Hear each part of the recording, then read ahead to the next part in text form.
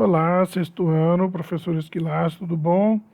Vamos aqui então para a nossa atividade 10, né? A gente vai falar agora sobre transformações da matéria. Então vamos responder aí essas 6 questões que eu passei no material que vocês devem ter recebido por e-mail ou pegaram na escola sobre transformações da matéria, tá? Para começar, vamos entender, ó. A matéria, né, existe tudo, duas coisas, ou é matéria ou é energia. O que não é energia é matéria, o que não é matéria é energia. Né? Então, nós temos dois fenômenos relacionados à matéria, o fenômeno físico e o fenômeno químico, que eles vão sofrer transformações. Então é o seguinte, as transformações da matéria, elas são modificações que ocorrem com ou sem mudança em sua composição. Essas modificações elas são classificadas em dois tipos, a transformação física e a transformação química. Sendo que a transformação química também é chamada de reação química, nós vamos ver daqui a pouco. Então a transformação física, ou chamado fenômeno físico, é uma transformação que não forma novas substâncias. Por exemplo, eu amassar uma folha de papel, virou uma substância diferente da folha de papel? Não, continua sendo folha de papel, só que ela foi amassada. Então, ela sofreu uma transformação física. Então, a matéria, ela não sofre alteração em sua composição, tá? O vidro quebrou, deixou de ser vidro? Não, só não está mais um vidro inteiro. Então, foi uma transformação física, certo? Então vamos pegar esse exemplo aqui. Na região, pega uma vela, transformação química de uma vela. Na região próxima à parte inferior do pavio é isso. Aqui é a parte inferior. Forma-se um líquido e parte dele escorre pela vela à medida que se afasta do calor. Ou seja, ele vai descendo aqui, ele está quente porque está perto da vela. Aí vai escorrendo, como está ficando longe do fogo, que é um tipo de energia, que é energia térmica, esse vai se solidificar. Se a gente comparar uma amostra dessa parafina que está aqui embaixo, ou aqui embaixo, com a parte de cima, é o mesmo material, tem as mesmas propriedades. Por exemplo, a cor branca, o estado físico na temperatura ambiente é 20 graus Celsius, ou seja, ele fica sólido, ele é insolúvel, quer dizer, ele não dissolve na água, a densidade é menor que a da água, isso já vai flutuar se adicionada à água, e ela vai derreter se a temperatura estiver entre 47 e 65 graus Celsius. Então, tanto a parafina aqui embaixo como a parafina aqui em cima, ela é a mesma coisa, só que ela sofreu uma transformação física. É igual ao gelo. O gelo ele sofre também uma transformação física. Né? O gelo ele está derretendo, está virando água no estado líquido. Mas tanto o gelo como a água são água. Só que um no estado sólido e outro no estado líquido, que a gente vai ver daqui a pouco. E sacanagem colocar isso aqui para vocês, né? Um sorvete, um monte de sorvete derretendo, que desperdício. Mas é só para vocês entenderem que essa aqui é uma transformação física. Não ocorre uma grande transformação, a não ser derretimento. Tanto quantas vezes você não foi tomar um sorvete de massa, botou no copo e depois que derreteu você tomou? É o mesmo sorvete, só que um estava no estado mais sólido e o outro ficou no estado líquido depois que derreteu. Então vamos entender essas mudanças do estado físico da água. Então o gelo é o que? Estado sólido. Essa água que a gente bebe, dá para os bichos beber, joga na planta, tem nos rios, nos mares, está no estado líquido. E quando essa água vai evaporar, ela vira gasoso. Tá? Então, esses são os 3 estados físicos. Como é que um passa para o outro? Tudo depende do calor. Daqui para cá, eu vou aumentando o calor. Se eu estou no sólido, eu dou calor, ele vai virar líquido. Continuo dando calor, vai virar gasoso. E se for o contrário, professor, o gasoso, o calor diminui. Se o gasoso, né, a água no estado gasoso, o calor diminui, vai virar líquido. E se continuar perdendo calor, vai virar sólido. E aí é no caso da neve, né? Vamos pensar no caso se fosse uma chuva. O gasoso, a chuva e a neve. Mais ou menos isso. A fusão, o sólido virar líquido, esse nome se chama, esse fenômeno é fusão. O líquido virar gasoso, vapor, vaporização. E o vapor virar líquido, o gasoso virar líquido, é liquefação, também chamada de condensação. E o líquido virar sólido, solidificação. O que é sublimação, professor? É quando um objeto, no caso aqui, o sólido vira gasoso sem passar pela fase líquida, assim como o gasoso virar sólido sem passar também pela fase líquida. Então é direto, é a sublimação. Tudo bem?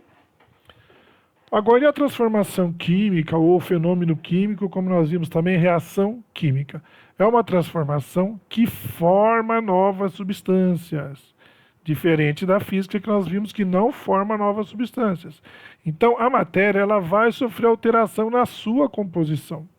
Então, pega uma fogueira. Quando uma fogueira está queimando, ocorre a combustão da madeira. Então está ocorrendo uma reação com o gás oxigênio. Só existe o fogo por causa do oxigênio do ar. Então a madeira ela vai sofrer uma transformação, ela vai virar CO2, que é o gás carbônico, uma parte, né, vai virar gás carbônico, a outra parte vai virar monóxido de carbono, que é o CO, outra parte que é a fuligem, esse S aqui significa que é sólido, que é só carbono, que é a fuligem, e uma parte vai virar vapor de água, tá? V porque justamente é vapor, ou podia ser G de gasoso. Então você percebeu que a madeira ela sofreu modificação, que ela se transformou em novas substâncias. Como a madeira se transformou em novas substâncias, ela mudou da sua composição. Então, essa transformação é uma transformação química, ou seja, ocorreu uma reação química. Então vamos lá. Está aqui uma fogueira. Toda essa madeira está sofrendo o processo de combustão. E essa madeira está virando ou gás carbônico, ou monóxido de carbono, ou fuligem, ou vapor d'água. Tá? Assim como um papel. Você pôr o fogo num papel, vai passar pelo mesmo processo. Então, transformação química. E também os fogos de artifício. É uma reação química, é uma transformação química que isso aqui explode e libera essas cores diferentes. Certo? Então, vamos pegar o caso aqui, transformação química.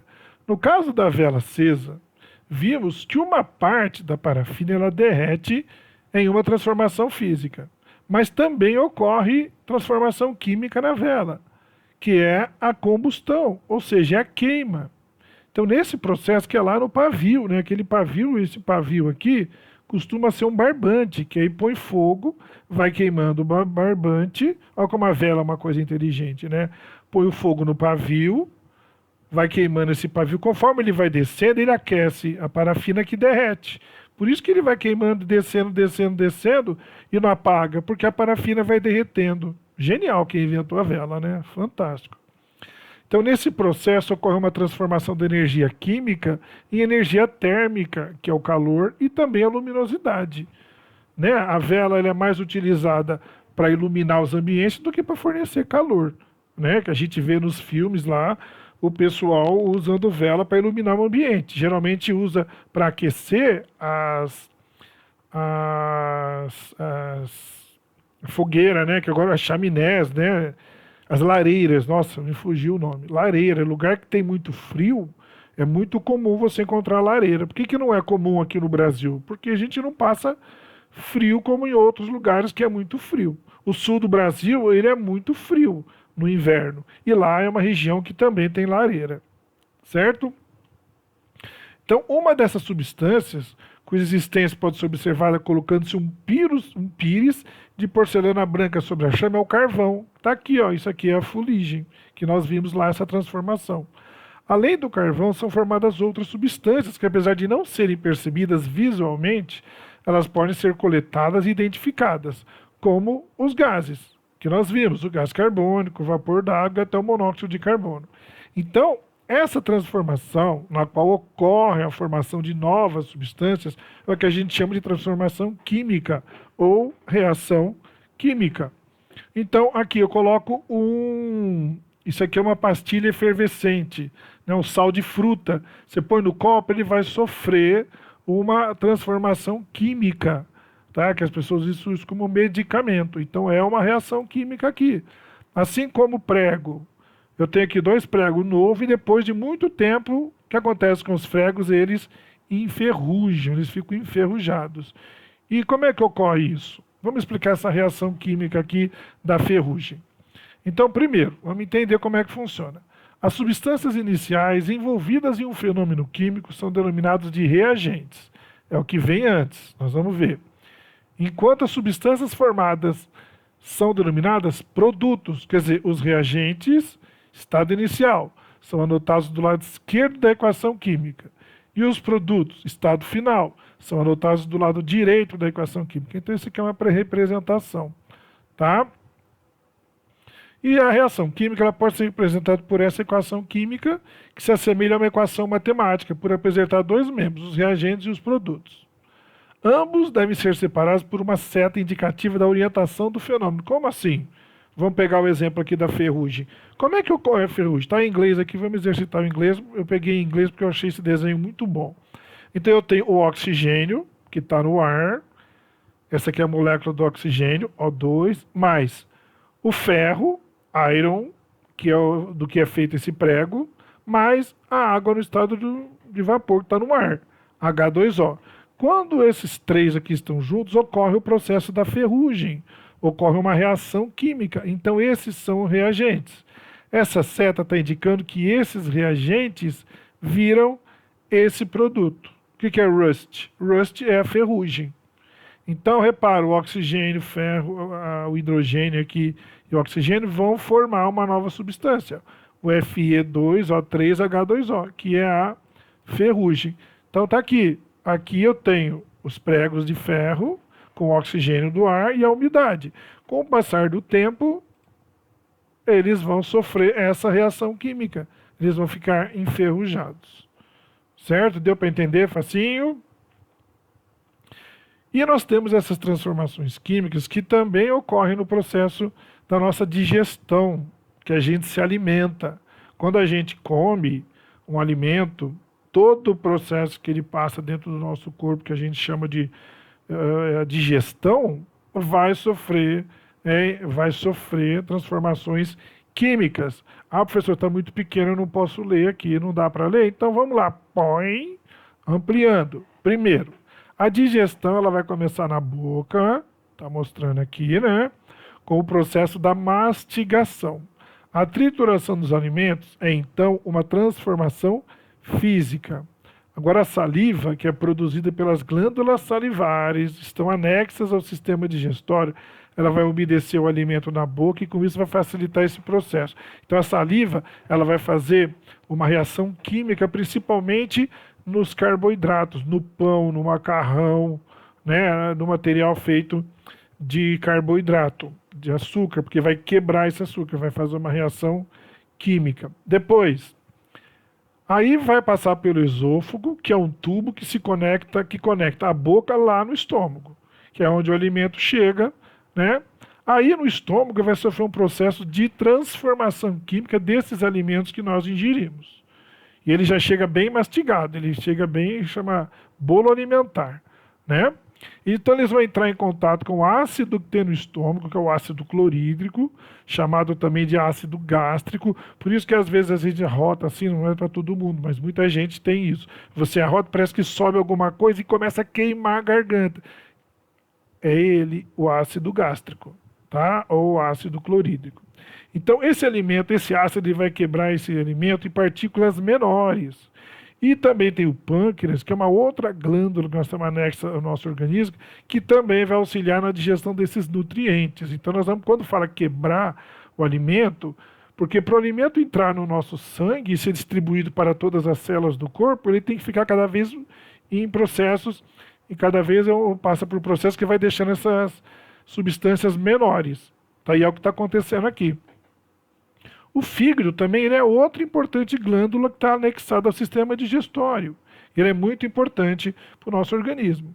É responsável por metabolizar os medicamentos que tomamos quando estamos doentes, além de muitas outras funções, né? O fígado ele não surgiu por causa do medicamento, porque o medicamento veio depois, né? Mas ele também participa do processo da digestão. E a vesícula biliar também participa desse processo digestório. No meu caso, eu tive uma infecção na vesícula biliar e não tenho mais vesícula biliar. Então, minha digestão já não está tão 100% como era, tá? Aí, em seguida, o que acontece? O alimento ele começa a se transformar no bolo alimentar, né? Ele vai passar pelo intestino delgado. Antes não é bolo alimentar, tem outro nome, acho que é quimo. Mas não importa você saber o nome disso, importa que você saber o processo, tá? Então ele vai seguir, acompanha aqui, ó, boca, aqui é o estômago, aqui é o fígado, e nós estamos aqui no intestino delgado, tá? Que ele juntamente com as substâncias produzidas pelo pâncreas e pela bile, né, que é lá da vesícula, continua quebrando as proteínas, os açúcares e as gorduras que a gente ingeriu lá durante a refeição. Nesse momento, os nutrientes, as vitaminas e os minerais começam a ser absorvidos pelo organismo. Aí vai para o sangue, e o sangue que está em todas as partes do corpo vai fornecer os nutrientes para todas as células. Se alguma parte do corpo não recebe nutrientes, a parte pode morrer. Então, por isso que é importante o sistema digestório, ou digestivo, né? Ou a digestão. E por último, ele vai passar aqui no intestino grosso, tá? Então nós temos dois no intestino delgado é como se fosse, significa fino, e depois o intestino grosso. Então ele é responsável por retirar a água desse bolo alimentar e transformá-lo num bolo fecal, ou seja, fezes, que aí vai ser eliminado no processo final da digestão. Então esse processo do alimento entrando na sua boca, até na hora que você vai no banheiro e solta na forma de fezes, sofreu várias e várias reações químicas, né, várias transformações químicas. E para enriquecer um pouquinho, ó, mastigação, que ocorre aqui dentro da boca, os dentes é que fazem a mastigação física. Aqui a língua, em volta dela que tem a glândula salivar, vai ajudar na transformação química. Aí mastigou, engoliu, esse é o esôfago, aí chega aqui no estômago, que nós vimos lá o suco gástrico, certo? Aqui é o intestino delgado, mas está faltando o órgão aqui que nós vamos ver aqui, ó. Quem estava faltando ali, o fígado e a vesícula biliar, que também ajudam nesse processo da digestão. Depois daqui, aí sim vem para o intestino delgado.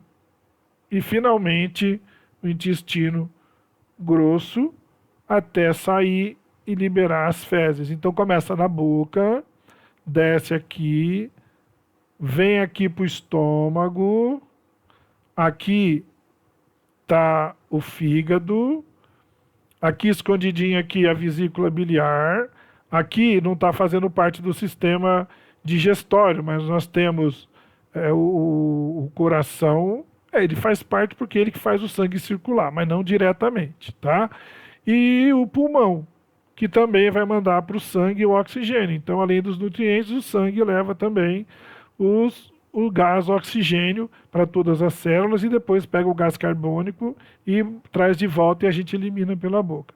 Então, ó, boca, estômago, o fígado, a vesícula biliar, o intestino delgado, o pâncreas está lá atrás, não dá para ver, e o intestino grosso, e aí todo esse processo é a digestão, que passou por um processo de transformação química, lá no começo física, mas depois basicamente é química, então são reações químicas que acontecem no nosso corpo, certo? Gente, foi isso, foi uma aula tranquila, simples, para a gente poder entender um pouquinho sobre as transformações da matéria que ocorrem na natureza e também no nosso corpo, tá bom? É isso aí, gente. Boa aula, né? Boa aula não, a aula já acabou, né? Mas espero que vocês tenham curtido a videoaula aí. Tá? Até a próxima, então. Um abraço.